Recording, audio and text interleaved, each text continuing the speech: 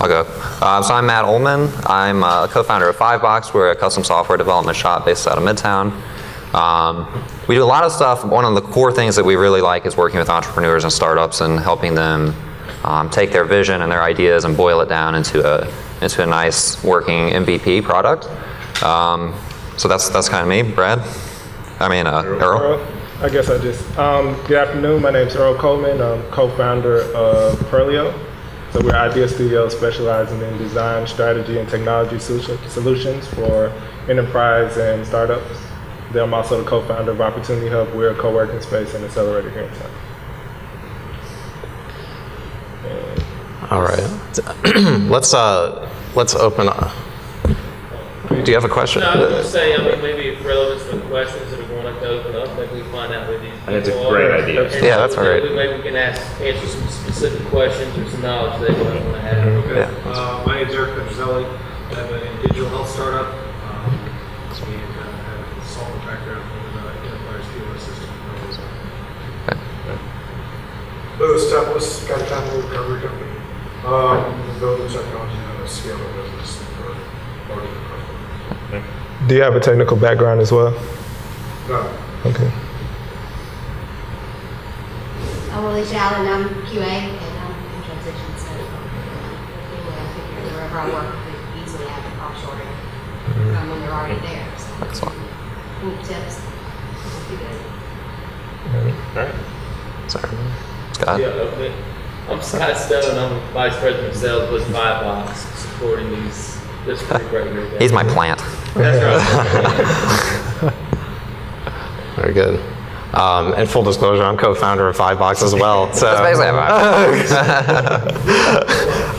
Fivebox rolls deep.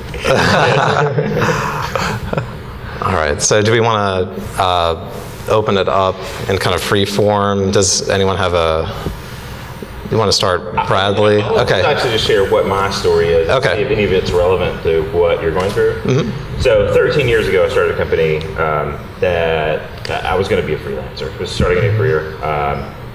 And I took on a project that was too big for me, found a freelancer, and they happened to be in Romania.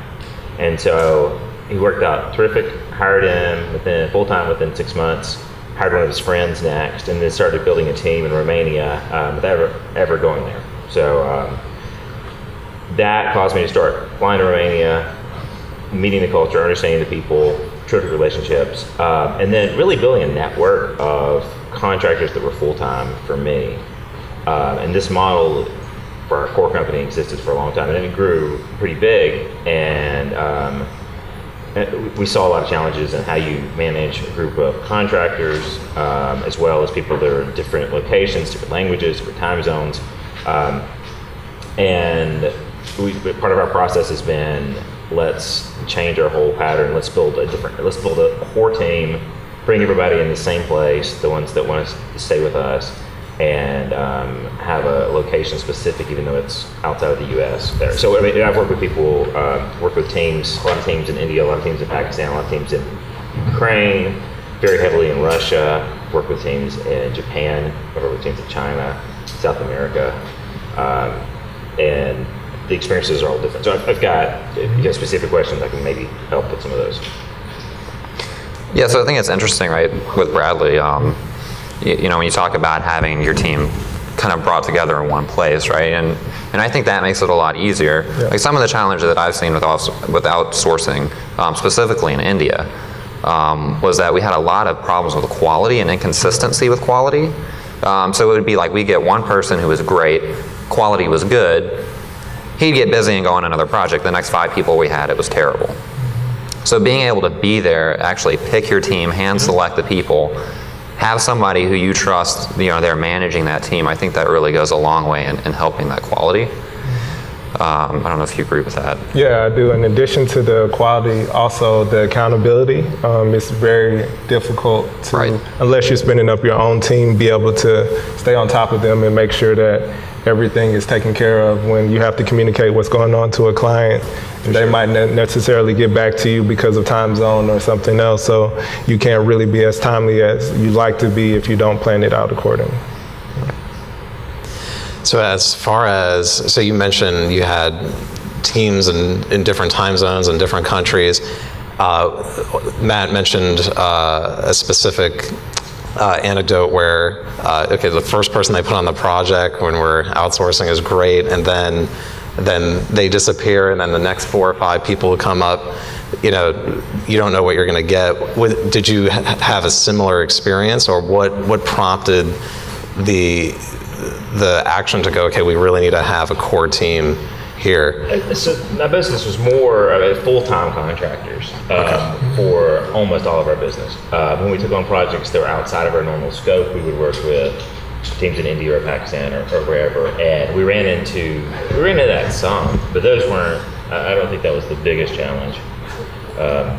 Biggest challenges for me was culture and understanding what we're trying to do as a product, and even if you're not American, but just having the mindset. And so Romania was a good fit for us, and it just it happened to be that way because when in '89, when everything went down in Eastern Europe, and this generation grew up learned English watching American movies and American TV, and that's all they watched. And so their understanding of U.S. culture and marketing is completely different than the teams we worked with in India and in Pakistan and in China and in South America. So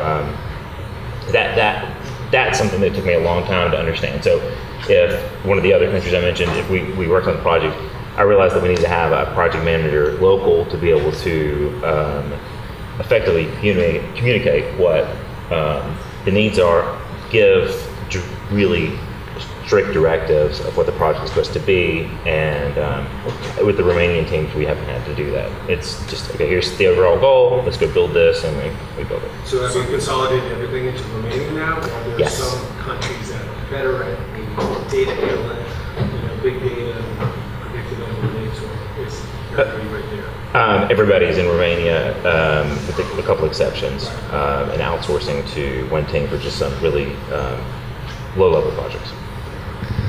It's interesting though when you mention, communicating the idea of the product and getting those technical requirements to the developers and having them understand that, because that's not really even something that's specific to outsourcing, right? We see that problem with people locally, and especially when we're on the startup track here. So especially with entrepreneurs, especially first-time entrepreneurs who are trying to build a technology product, it's really hard to communicate requirements appropriately to developers, whether they speak English and they're sitting in front of you, or if they're thousands of miles away in India, 13 hours ahead.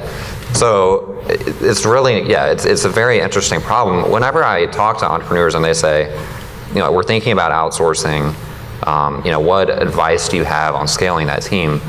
I always tell them you've got to have somebody you trust here who is technical, who can communicate your business vision, who can understand that thing completely, start to finish, not only what you want today, but what you want in 5 years. And they can take that, they can turn that into technical requirements and communicate that effectively to developers. Because developers think in a way that's different than every business person I've ever met. So that's a really important thing. And I think if you don't have that, whether you're outsourcing or whether you're local or somewhere in between, it's going to be a disaster, just in my opinion. Employees speak the languages and then communicate?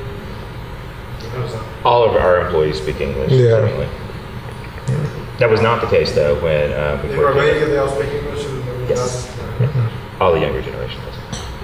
Right. So from a capability standpoint, like understanding these different development languages, and whether Scrap or AngularJS or no library, I mean, are they all skilled in I, depending on region, for me, and some are really strong in certain technologies, some are stronger in other technologies. But yeah, I mean, all of it's being done. Yeah, I think region is a big factor, and I would suspect you pay a premium for that over, say, India or China even, to Eastern get Europe that. is really strong in mathematics, and especially Romania was a hub, and they kind of part of I think USSR. Whatever that was, the mathematics was this region, and so the university was putting out people that are extremely talented. They came from a lineage of strong mathematicians, and that helped them quickly jump into being able to develop software. All right. Was that it? I didn't want to jump in. Yeah. Do you feel that outsourcing actually saves money? And I just want to start with you, Bradley, and we'll go all the way across. Can you frame that into like for who? Okay, Yeah. for all parties. So in our case, as a software development shop, we have okay, if we outsource something, we're going to have a lower cost, but then a lower potentially hourly rate, but then there's actual cost. So the time to do things, does it take longer? Do you find that there's a redo rate? What do you find the actual cost of outsourcing to be versus being here onshore? And do you find that significant enough to deal with the time zone differences and the culture? I think it depends. It definitely depends on project.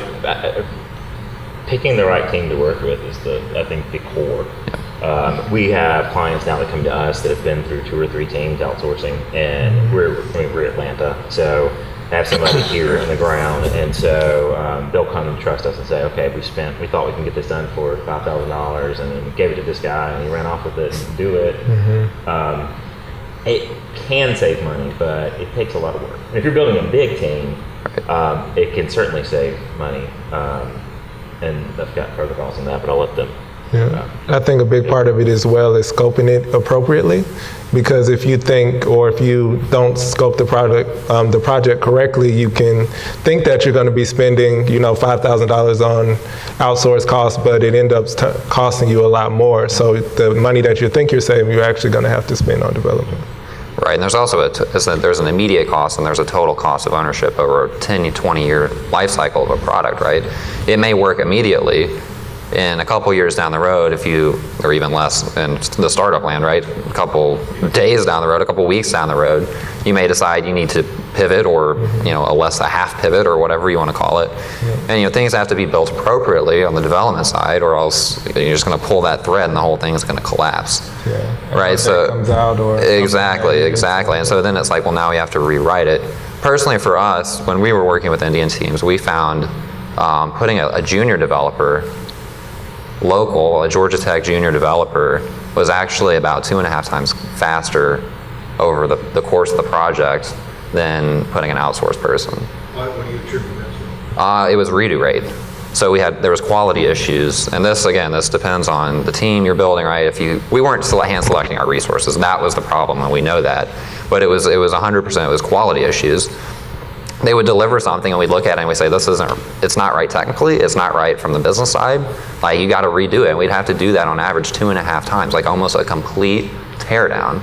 And I think this might be an extreme, but it's that's what happened to us. So if you're looking at hourly rates, right, and in our case, say we were paying $40 an hour for an Indian resource, if you have to redo that 2.5 times, there's really no cost savings there, and it's just a pain in the butt. You're behind schedule.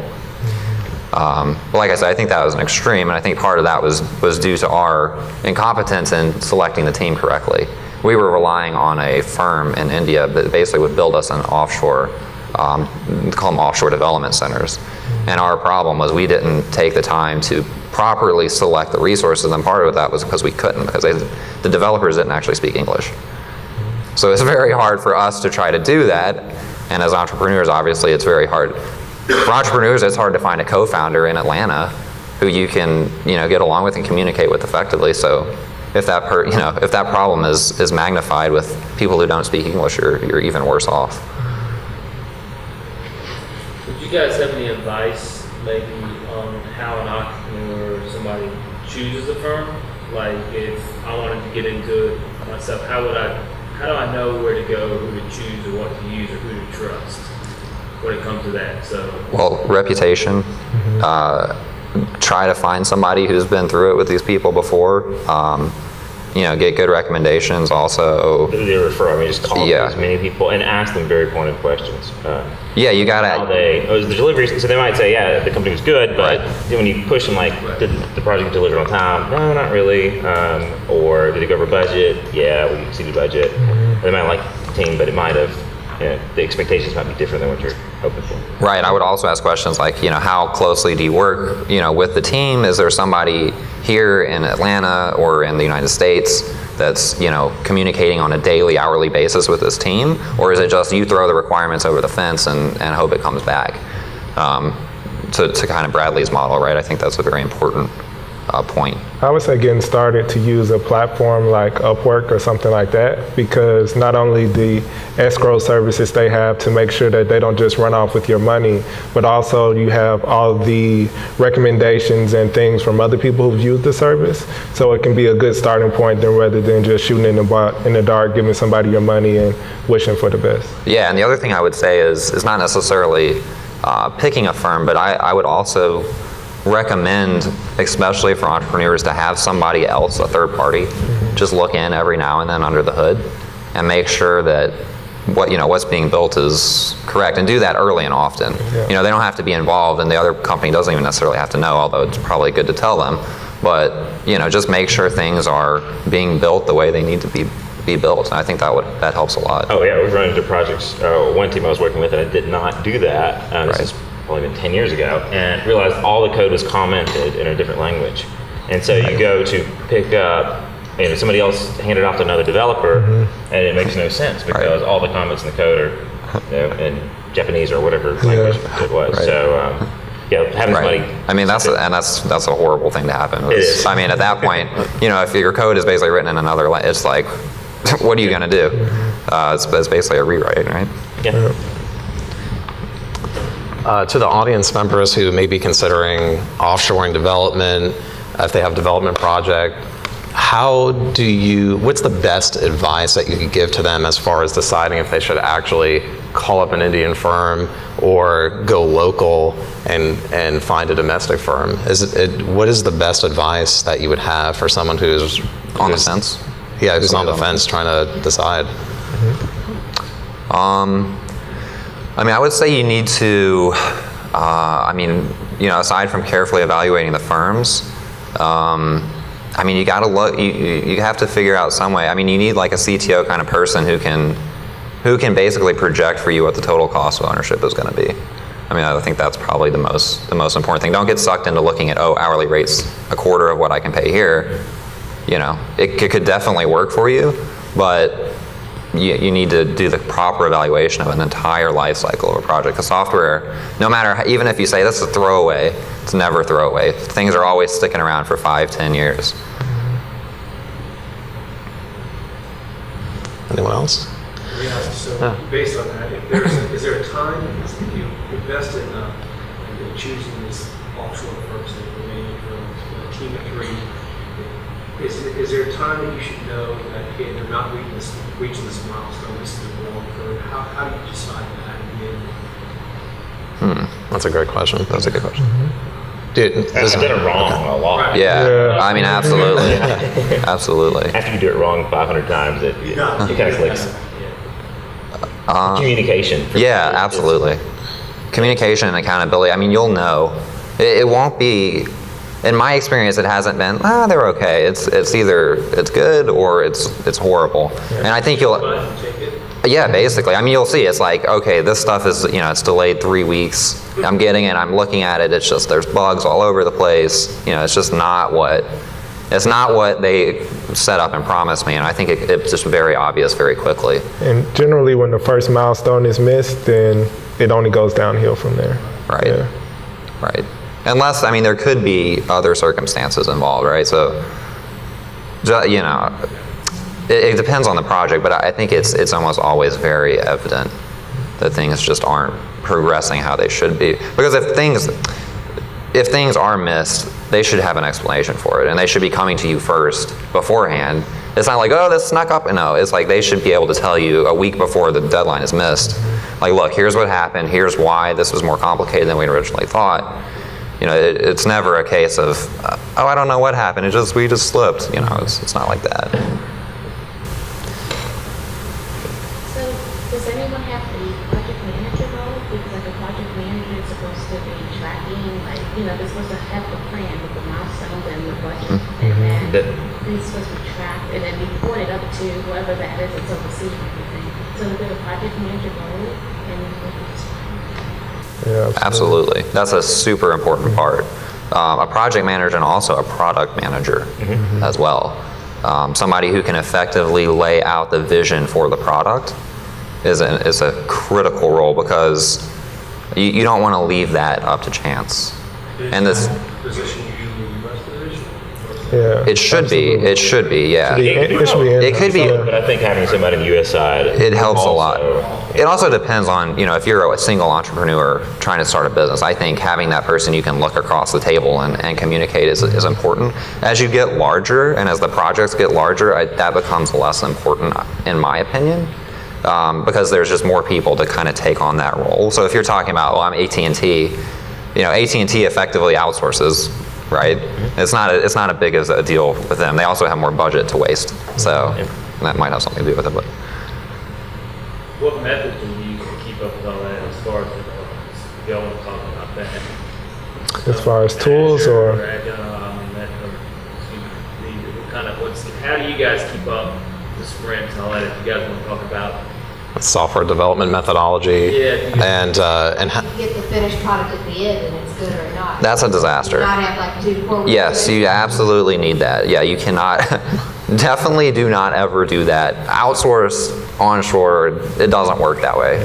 Whether they're the best local development firm in Atlanta, you can't just expect at the end of, all right, here's my requirements, and 6 months later, you're going to hand me a working product and everything's going to be happy. No, that does not work. You need to be looking at, 1, 2, 3 week sprints, early and often deliveries.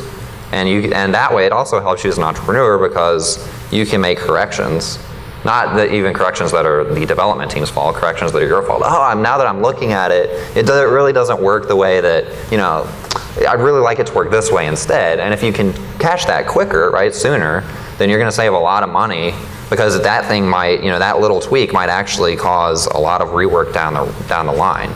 So the sooner you can catch those things and get that corrected and how you want, the better you're going to be. So, man, I think you're right. I think the number one problem is, number one responsibility is the entrepreneur here, or the team manager, or whatever. I mean, you can catch things quickly. You can pick up things. It's your fault if the project fails. I mean, you should be testing this stuff regularly. You should be involved in it. And that's if you have a local team. If you don't, Right, Yeah. absolutely. It's your job. Absolutely. So do you hire QA in America, or I've done both. they test it in India? I would have, Definitely if it's not your somebody- firm, I would have a third-party firm or somebody local. That would be I've done both as well. Same culture. Absolutely. I mean, that definitely helps. I think it just depends on the project, but I mean, we've done it both ways. Regardless of what's going on, with your version of QA, of course, the development team needs to be QAing their work as well. And whether they have an external resource doing that on their side, is kind of up to them. But, I'd say for any offshore team, there needs to be a QA resource that's continuously testing the work. And I'll that jump in on this Product too. manager can help with that I'm as sorry, well. go ahead. No, I was saying that product manager can help with QAing as well, making sure that everything that comes back is up par. Yep.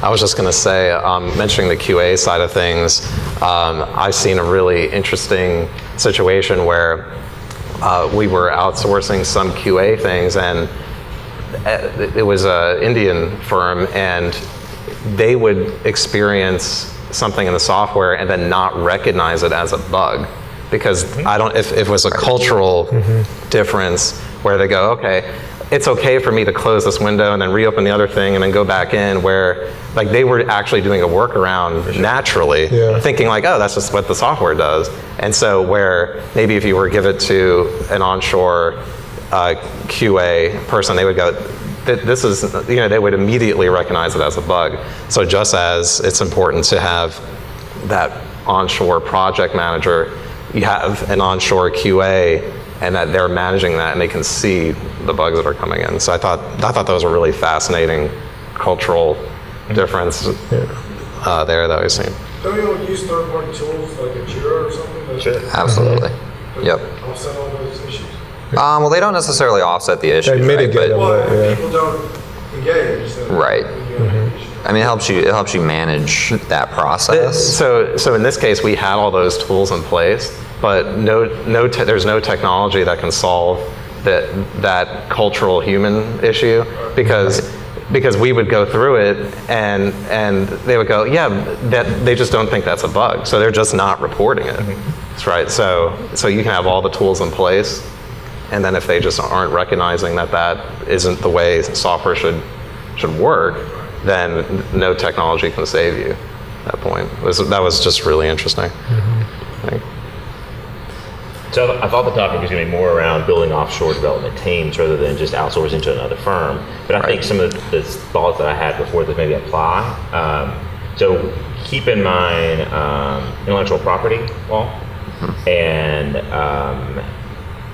very closely how you select the country you're going to work with, the team you want to work with, and it can affect you greatly. So which parts of your product you're building here versus building somewhere else. Before I go on, did y'all have you experience with that? But it's Yeah, I mean, right, absolutely. a big issue. Yeah, for sure. What are the biggest obstacles in IP protecting it? Overseas? Protecting it. I mean, is it obviously given a team in China, like riskier than Romania? Are there just different? India has contract law, which is probably very good for like protecting other people. You need to stay away from that, or use that better. For me, it's just depending on what the product is. I mean, there's tons of stuff that doesn't really matter where it was built at all, and there's other things that we have that I know music rights management or something that it does not work in the culture. It doesn't work. I mean, yeah, we built this product for them, and yeah, we've got access to all this. So I think it's just doing research on the individual country as well as the firm. I mean, a lot of it's about trust with who you're working with. But I don't know So if as that's a far good as answer. the written software code and copyright protection on it, do you have to worry about that, or are they Yeah. still limit? Yeah, you have to worry about it. Okay, so what you copyright it before it's built, before it's written? I mean, I say you have to worry about it because if you don't, even if it's against their law to use your software again. So we had a product that we built, and we had a rogue developer that went off and was going to try to do his own thing or threatened to, and it was against the law to do that for him and for us. Right. But the cost of pursuing him and trying to do anything about it, I mean, And I guess that's kind of Yeah. the point. So you have a U.S. copy, put a U.S. copyright on a piece of software. You can, even in the U.S., you can change that software a little bit and you can change Right. the copyright, doing the algorithm. And so here in Romania, it's going to be even harder to pursue some guy that you don't even know because he's employed. right, And exactly. So how much protection do you have? Or you just, that's the risk. It's depending on how big the project is. You can mitigate that risk by having not letting teams have access to the full IP. So that was an issue, I think, with Google and Japan, maybe, wherever one employee's computer got accessed, and so their whole security encryption key, or part of it was compromised, but that employee didn't have access to the entire Build this property. functionality, I'm not telling you what the purpose is. Right. Exactly. Right. Yeah, that's a good mitigation. I mean, I'd assume. I mean, that kind of mitigation is a security best practice in general. It's called least privilege. So any information that somebody doesn't need to have, they shouldn't have it. Other than that, I haven't had much issues with IP protection and all that. You definitely want to find reputable people, which can be difficult. Don't just go on Elance and pick people, right? But I'd say, I don't know. I mean, I don't have much experience with the IP side of things, so. So it's a little bit different for us now because the team is, we own the company that's Romanian. If we need to litigate there, it's pretty easy. We have employees sign contracts, really more about it is, for me, is who you know, the person you're actually working with, if they're a dependable, trustworthy person. And that's how we build our team. Right. So there's another factor. Can I bring up another factor? Yeah, go ahead. I was thinking in building offshore development teams is geopolitical concerns, and this has become an issue lately with Ukraine and what's happening with Russia there, and there's with our Pakistani friends and Israeli partners we work with. There's tons of things that have to be taken into account for. So if I would have built my whole team in Crimea and Ukraine, and then it was taken over by Mother Russia, I mean, it would be problematic. My whole company would be in flux. So there's issues, a lot of issues with that. Absolutely. Are there things that can't be offshore? One, the data, so security or driver's license or something. And for another thing, the project itself, like if you're doing a project with government, do they require that it's done offshore? Yes, there are most government contracts require it be done onshore. That's absolutely correct. Also, a lot of hospitals and healthcare, HIPAA stuff. I don't think HIPAA strictly forbids it, but most hospitals and healthcare systems won't deal with you. They will ask you point blank, do you offshore, and they will not deal with you if they do, because the risk to them is just so large. I mean, they get millions and hundreds of millions of dollars of government fines when things go wrong if they have data breaches. So the risk to them is just too large, so they just don't offshore, and they won't deal with anybody who does. The data getting hacked? Yeah, data breaches, even if the source code is leaked, right, that could lead to data breaches potentially. So that kind of thing. They just want to be very protective of that, and definitely the government contracts. I don't think any government contracts are allowed to be done offshore. And there's even things like grants. When you get government grants, a lot of times the grants specify, that any development has to be done, in the United States domestically. I haven't had the same experience Really? At all. But Really? we don't do government contracts, but we are vendors for other people that have government contracts, and we've never had an issue in 13 Interesting. years. And in the healthcare space as well, we haven't had anything come up. I mean, we have somebody It may be- like selling the product. Okay, Right. so It may be the type of government contracts. I might be thinking of something more specific. Specifically, I was thinking of like defense contracts and Right. that kind of thing. Yeah. So I don't know. That I might have overspoke there, but So Bradley, you have done some apps or mobile web apps? several, yeah. Maybe, okay, no issues as far as. Not at all. Good. But I mean, the thing with that said is I'm the one on Right, the line. right. I'm the one on the line here.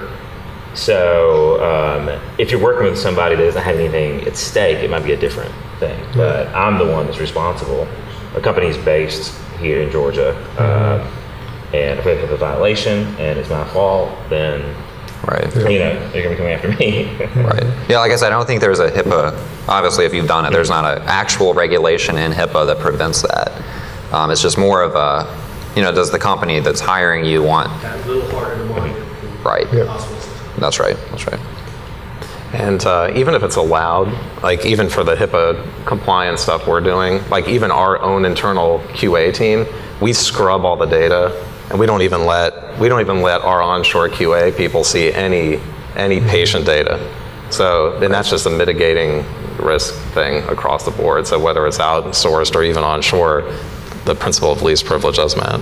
Yep. I would think a hospital system would get a compliant piece of software would be more worried about a security breach, backdoor built into software that would be able to steal the information. Right. Used down there. That's right. So I think that would be scary. That's right. That's correct. That's correct. Yeah. Because in China. That could happen anywhere. Well, absolutely, it Anywhere. could. But in places like China, right? The Chinese government could come in and mandate they don't have a choice. Like either you do it or So, but yeah, I suppose that could happen here too. Probably in less dramatic fashion, but it could certainly happen. It's like credit card numbers, social security numbers. Is there a law that they have to be scrubbed, or even do you just do it because it's best practice? Best practice. It's just best practice, Yeah. right? Maybe there should be. Maybe. But also a lot of times with developers, they don't necessarily even need access to credit card numbers. Well, credit card numbers, you can't keep without encryption. You can't keep the full credit card number. Right. PCI compliance issues, right?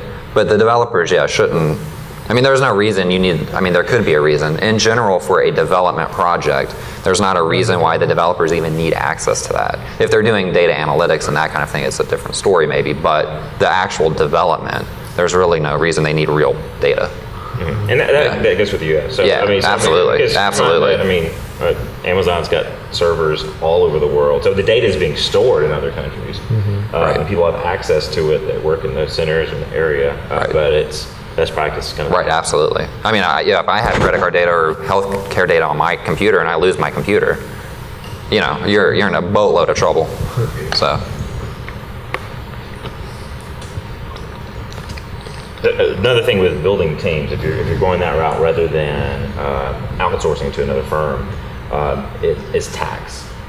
And that can both just fluctuate, but also be very, very complicated and expensive to figure out. And so you look at hiring, or building a team of 20 developers, and their salaries maybe only $2,000 or $3,000 a month. I mean, countries could have, for the business themselves, pay an extra 40% up to like 70% on top of that. And social tax? Some sort of social tax? yeah, for social tax. Yeah. Yeah, and it changes the equation then. Okay, if you can get somebody in the U.S. for $80,000 a year and you hire somebody there for after tax $72,000 a year, does it make sense? Right. And sometimes it does and sometimes it doesn't. But it can be a very costly mistake if you, and then the actual process of doing the taxes there in other countries can be difficult. So what was the process you went through to figure all that out? Did you hire like consultants in the countries, or did you have somebody here that helped you with that? Figure Or it out. I just did it wrong all You the just did it wrong. Yeah, you got slapped on the wrist. Life story. Tax where they are. Excuse me? Tax from America or from where they Oh, no, are? if you're building a team, I mean, so yeah, I mean, the taxes that you have to, there's a way to do it. So you create a company, a local company usually, that's a sister or affiliate or whatever, and you run it, all those employees through that company. But that company, I mean, has to go through the normal practices of, I mean, paying their own taxes as a business, paying payroll taxes, everything that you can possibly, and they might vote in the election that all companies have a 20% increase in taxation on, you know, what's coming through. So it's just one more thing. It's a very, I think it's a very complicated thing to figure out how and when to outsource something, and then when to build an offshore team. I mean, I've lived it, so it's been. I've been a consumer of it. I've tried different methods, so it's. If you're it's not building easy. your own team and it's a small team, would you go through a company like a Pesco or something that would, okay, they set up, you pay them, or they set up all the taxes and payroll systems, or you're putting on board, something like that? I've never done that. I don't know. Okay. Do you have? No, I've never done that either. Yeah. They're employed by them. By that Then you should hire Stone Soup. Right.